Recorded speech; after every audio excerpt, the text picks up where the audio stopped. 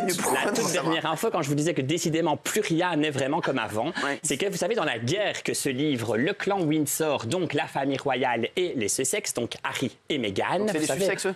Oui, c'est en permanence à couteau tiré. Eh bien, l'on sait depuis 2 jours que le roi a fait savoir via son secrétaire privé Clive Alderton. Clive Alderton, vous savez, son petit nom, on l'appelle l'homme à la hache. Non, je sais. Tellement ses phrases sont tranchantes. Ah ouais. Eh bien, il a fait appeler son secrétaire privé à Montecito, qui est la résidence où habitent Harry et Meghan. Donc, il a fait appeler Harry et Meghan, les équipes d'Harry et Meghan, à Montecito. Montecito. Montecito, la montagne... oui. Mais il a une chicha, Montecito. Montecito. Montecito, oui. Ouais. C'est aux États-Unis, à Los Angeles. Et il leur a dit que désormais, voilà, il souhaitait récupérer Frogmore Cottage. Frogmore Cottage, c'est un cottage, comme son nom l'indique, une maison de 5 chambres précisément, qui avait été offerte par Elisabeth II à Harry et Meghan au matin de leur mariage, comme le veut la tradition. Donc voilà, donc la guerre continue, puisque désormais, Harry et Meghan n'ont quasiment plus de résidence en Angleterre. C'est pas totalement vrai, puisque 2 pavillons ont été offerts par Elisabeth II. Il y a encore également York Cottage, qui est dans le Norfolk, à Sandringham, mais ils n'y vont jamais, ils n'y ont jamais mis les pieds. Et alors, comment ils le vivent? Pas des mieux. Sans balatoche. Apparemment pas des mieux. En tout cas, il n'y a pas de commentaires. Ils n'ont pas souhaité prendre la parole. Ils ont été vus hier à Los Angeles dans une soirée privée. Je devais y aller. Tu sais que je devais y aller. Très, très huppée. Je devais y aller. Sur ma vie, qu'on m'a invité à une soirée à Los Angeles hier. Sur la tête de ma mère. Une soirée Dans un club privé. Je te jure que c'est vrai. Eh oui, parce que je vous jure. Mais non, sur ma vie que c'est vrai. On m'a dit, viens, au pire des cas, tu te fais remplacer dans tes PMP. Je vous jure que c'est vrai. Mais non, je vous jure que c'est vrai. Mais vous auriez dû accepter, c'est quand même une occasion énorme. On m'a énorme. invité dans une soirée, on m'a dit, il y a une très grosse soirée à Los Angeles. Je te jure que c'est vrai. Bah oui, c'est vrai. Et on m'a dit, viens, j'ai dit, je peux pas, j'ai des missions. On m'a dit, ça va, tu te fais remplacer, tu viens, on passe 3 jours. Il y a une soirée. Il y a des jets qui font Paris-Los Angeles? Oui, il y en a, bien sûr. Ça existe. Alors, donc non, mais je te jure que c'est vrai. Ah oui, c'est Vavrinka qui vous a appelé en direct hier pour vous inviter à Los Angeles. Il y avait une soirée. Je dis que c'est vrai.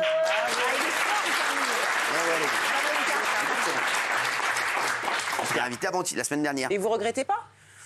Non. Non, je suis heureux d'être ici, moi. En tout cas, Meghan, elle y était. Elle est arrivée en robe Caroline Herrera, avec des talons hauts Christian Dior. Et c'est exactement tout l'inverse de ce que veut montrer la famille royale à l'heure actuelle. C'est-à-dire, la famille royale, elle est consciente que son peuple, il est un peu en situation difficile. Donc eux, ils veulent montrer qu'ils veulent pas faire les halouettes. On rappelle que l'inflation est de 14%. Ils veulent pas faire les halouettes. De halouette, oui, voilà, il ne faut pas faire de halouette. On rappelle que l'inflation est de 14%, l'énergie a plus que doublé. Il y a des campagnes alimentaires. Il manque d'aliments dans les... Par exemple, on ne trouve plus certains fruits et certains légumes à Londres, chose qui n'est plus arrivée depuis la guerre. La soupe populaire a réouvert. Il n'y a jamais eu autant de monde à la soupe populaire. Bref, les Anglais ont faim. Et c'est quoi? C'est chaud la robe, là, Caroline Herrera? Oui, Caroline Herrera, quand même. Oui, c'est quand même une styliste un peu... Carolina Herrera. C'est un designer américain. Designer, qu'est-ce qu'elle fasse? Herrera. Elle fait des robes. Elle fait pas du cyclisme, je l'ai vu sur le mont Ventoux. Je crois. Non, sorry. Et les chaussures étaient Christian Dior. Non, c'est vrai. Donc, calme-toi. Donc, ils sont en train de montrer... Ça coûte combien ces conneries-là, cette robe et ces chaussures-là? Combien ça coûtait la robe? Il faut que tu viennes avec des infos, mon fils. Si tu viens juste pour te mouiller les cheveux. Excuse-moi, je sens que tu l'agaces. Vraiment. Sans rigoler, non mais sans rigoler combien? Il faut quand même savoir, Cyril aussi, que c'est prêté, le 3. C'est prêté. Prêté, d'accord. Et donc là, ils sont vénères. Parce qu'eux, ils font les malins, là, ils font les ils sont très américains, ils sont très people. Voilà, et la famille royale, depuis qu'il a accédé au trône, Charles III a dit, voilà, désormais, tout va changer. Je veux un peu, en quelque sorte, une monarchie au pas sec et à l'eau. C'est un peu exagéré, mais en tout cas, c'est le François Hollande.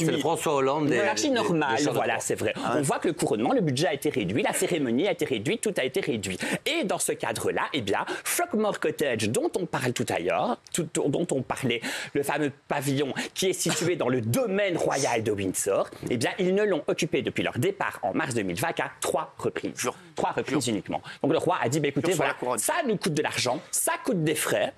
Mais il va le vendre? Non, il va pas le vendre du tout.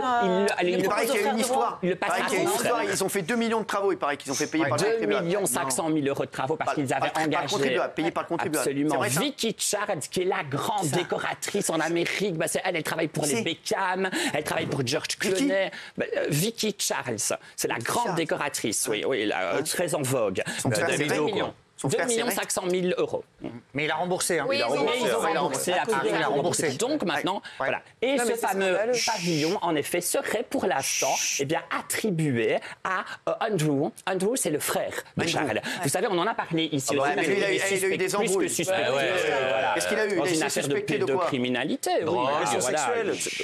Il est dans l'affaire avec une jeune fille, Virginia Giuffre, qui avait à peine 16 ans. Qu'est-ce qu'il veut, cet Andrew, là? Andrew, il a été destitué de ses titres royaux, lui aussi, puisqu'il y a eu une affaire de pédocriminalité. Donc, ce qui veut dire qu'à partir du mois prochain, il ne touche plus rien. Charles III a décidé maintenant, c'est fini, tu ne touches plus rien. Charles III, il rigole pas. Il rigole pas. Donc, l'énorme pavillon, lui, alors, il est logé, Cyril, à Royal Lodge. Royal Lodge, c'est immense. C'est plus de 40 chambres. Elisabeth II a pris un marché là-bas. C'est très beau. Andrew. Mais il ne va plus pouvoir payer. Parce qu'il faut savoir que si tous ces pavillons-là sont mis à la disposition du roi, il faut quand même participer un peu et ils doivent quand même verser un genre de loyer qui est certes très modéré mais qui est quand même existant et surtout ils ont à la charge le personnel qui doit entretenir ces pavillons. Donc Charles a dit que désormais Andrew que l'on voit là donc serait beaucoup mieux lui tout compte fait à Frogmore que à Royal Lodge si vous me suivez absolument. Dieu bénisse les dents. Oui. Mais c'est pas très moral. C'est Andrew lui. C'est pas moral. Pourquoi c'est pas moral? Parce que déjà on déloge Harry alors que c'était un cadeau de mariage. Déjà je trouve que c'est un scandale. Ça veut dire que quelque part on bafoue la volonté de sa grand-mère. Ce qu'il a fait. Excuse-moi, il a moins fait que lui. En fait. Lui, c'est grave en revanche. Qu'est-ce qui se passe? Il paraît que c'est sauf que. Vas-y, mais on s'en fout. J'ai raison. Non, elle a raison. Oui, tu as raison, mais la grosse différence, c'est que lui n'a jamais, été éduqué pour exercer un jour un métier. Oui, enfin, il a agressé sexuellement. Aussi, on raconte que Elisabeth II a fait promettre à Charles qu'il ne quitterait pas Andrew, qu'il ne laisserait pas Andrew seul au bord du chemin, puisque c'était son fils favori. Enfin, après, c'est des histoires de famille, ça reste des histoires de famille. Dis-moi, l'Aziz. Dis-moi l'Aziz. J'ai l'impression beaucoup, là, quand même. Dis-moi, j'ai l'impression que c'est un pas de plus dans la guerre entre Harry et Meghan et la famille royale. Oui, Cyril, en effet, on peut voir ça comme ça, puisqu'on rappelle qu'on est précisément aujourd'hui à 64 jours du couronnement, qui sera célébré le 6 mai prochain. Et la question que l'on se pose tous à l'heure actuelle, c'est Harry et Meghan seront-ils présents sous les voûtes de Westminster? On n'a toujours pas la réponse à cette question, mais en tout cas, on peut quand même deviner que si Charles III n'a pas laissé passer le couronnement et a fait connaître sa décision avant, c'est qu'en tout cas, il ne les redoute pas. Il ne redoute pas leur réaction. Donc, viendront-ils pas? C'est une histoire de famille, mais en tout cas, j'ai l'impression qu'on va encore en parler. Ils sont invités, absolument. Et qu'est-ce qu'on vient d'apprendre il y a encore quelques jours seulement? Que le bouquin de Harry, vous savez, le suppléant, qui s'est déjà si bien vendu, il va sortir en poche à l'automne prochain. En édition de poche. Voyons, une petite édition.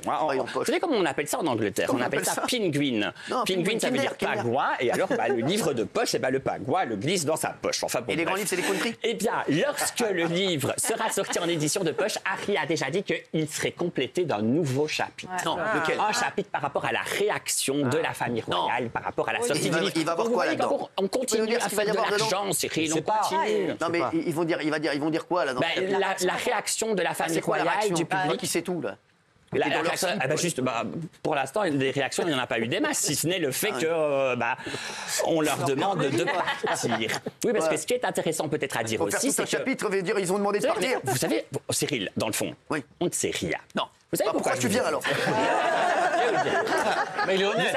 Vous savez quand a eu lieu ce coup de fil de Clive Alderton aux équipes de Harry et Meghan? Le lendemain de la publication du livre, c'est-à-dire le 11 janvier. Et c'est seulement maintenant que la presse, qu'on en a le bruit. Ça veut donc bien dire, Cyril, que la famille royale ne laisse transparaître que ce qu'elle veut vraiment et que c'est dans le fond l'une des institutions, je trouve, les plus incroyables de tous les temps, puisqu'elle nous dirige, nous, même si parfois on a l'impression. Prends un peu d'air. Frère, tu vas nous faire un AV, c'est sur ma vie. Donc, parce que je te pose toutes les questions là, parce que j'en ai rien à carrer, moi. Aujourd'hui, comment Harry et Meghan sont vus au Royaume-Uni avec ce tohu-bohu? Très mal. Avec ce tohu-bohu. Très mal. Si le livre se vend très très bien et qu'ils sont en tête des ventes, en revanche, ils sont totalement en baisse dans les sondages. Combien il a gagné d'oseille avec ce livre? Combien il a gagné d'oseille pour le livre? Il a pas bon sur l'oseille, toi. 40 millions pour le livre. Non, c'est la Valois. C'est la Valois. La Valois. Mais en fait, je explique aux téléspectateurs. C'est très Et simple. 100 pour Netflix. Il lui donne 40 millions. Si il vend pour 40 millions de livres, ils sont titards. Chacun repart de son côté. S'il vend plus, tout ce qui est au-dessus, il lui donne. Il aura plus, il va encore toucher de l'argent, Cyril, n'ayez crainte, puisqu'on dit, il y a le bruit qui circule qu'on va être aux alentours des 10 millions d'exemplaires vendus. Et donc, 10 millions, c'est un record totalement absolu, c'est hallucinant. Il vaut combien ce livre? Il vaut 29, ça veut dire que... Non, Vous prenez 30 balles. 19 24. Donc 24 balles. Donc il doit toucher hors taxe dessus 6-7 euros. Ouais. Donc tu fais 7 fois combien? Il va prendre 70 balles. Voilà, 70 balles. Moins. Et là où c'est vraiment un sale mec... C'est 15%. Et là où c'est vraiment un sale mec, c'est qu'il rajoute effectivement 5 lignes pour en ressortir une nouvelle édition et retoucher. Ce type est vraiment un sale mec. On fait toujours ça pour les livres de poche. Moi, j'ai écrit des livres. Elle a raison, j'ai Mais le vôtre était formidable. On fait toujours ça pour les livres de poche. Tu rajoutes toujours pour la définition du livre de Je poche. sais, j'ai déjà sorti un livre. Et comme vous aimez le shopping, Carolina Herrera, c'est entre 5 000 et 15 000, la robe. Merci, voilà. Bah, tu me mettras celle à 5 000. Merci. Ils vont continuer à faire des révélations chocs sur la famille, là où ils vont. Oui, sinon, Cyril vivrait de quoi, dans le fond? Il vivrait de D'amour quoi? et de- Le jour où ils s'arrêtent. Donc, c'est pour ça qu'on peut quand même s'attendre à avoir Harry. Meghan, je n'y crois pas une seule seconde. Mais Harry, on peut quand même s'attendre à ce qu'il soit présent au couronnement. Parce que qu'est-ce qu'il raconterait dans son nouveau chapitre et dans tant d'autres livres qui devraient encore venir? Parce que Cyril, il a signé pour 4 livres. Non. 4 livres. Et on en a eu un seul. Et pour la petite anecdote, sachez quand même que lorsqu'ils sont rentrés au mois de juin pour le jubilé de la reine, eh bien, Meghan nous a appris quelques jours plus tard qu'en rentrant à Frogmore Cottage, dans l'ancien bureau qu'elle avait, elle a un peu fait du rangement et dans un tiroir, elle a trouvé le journal intime qu'elle avait écrit, qu'elle avait tenu lorsque les mois qu'elle a passés en Angleterre lorsqu'elle a été mariée. Ce qui veut dire qu'en gros, elle est redescendue l'escalier, elle a dit à Harry, je viens de retrouver 40 millions de livres qui dormaient dans un tiroir. Jure sur un pudding. Je le jure sur un pudding, ouais. Non, fort. Et est-ce que toi, tu trouves qu'il crache trop dans la soupe? Qui crache pas. Non, tu trouves ou pas? Oui, en effet, enfin, voilà. Oui. Je trouve que oui, il crache trop dans la soupe. Oui. J'ai du mal avec cette attitude. Nous partons. Quelles sont les raisons qui sont invoquées au mois de janvier 2020? Nous partons parce que nous n'en pouvons plus de cette famille, de cette institution. Et surtout, nous n'en pouvons plus des médias qui nous harcèlent indirectement, qui ont tué ma mère. Et comme je n'ai pas pu sauver ma mère, je dois sauver ma femme et mon enfant. Et là, maintenant, ils sont présents en permanence dans tous les médias. Ils en ont besoin pour vendre des livres. C'est avec cette attitude-là que je casse les glaouis. Sinon, après, je suis... Pardon. Tu te casses les glaouis? Il me casse les glaouis. Absolument. Non, vraiment, il casse les glaouis. Mais sinon, je le répète, j'ai été très, très attendrie, très touchée par le livre d'Harry. Il a souffert, ils ont morflé. En effet, il faut le reconnaître quand même. Les Windsor, c'est une institution quand même qui ne met pas l'humanité, qui ne met pas l'homme au centre de tout. Une seule chose compte, Cyril, c'est la couronne. The Crown. La couronne de mort et les hommes passent. C'est en gros ce qu'est en train de nous démontrer Harry.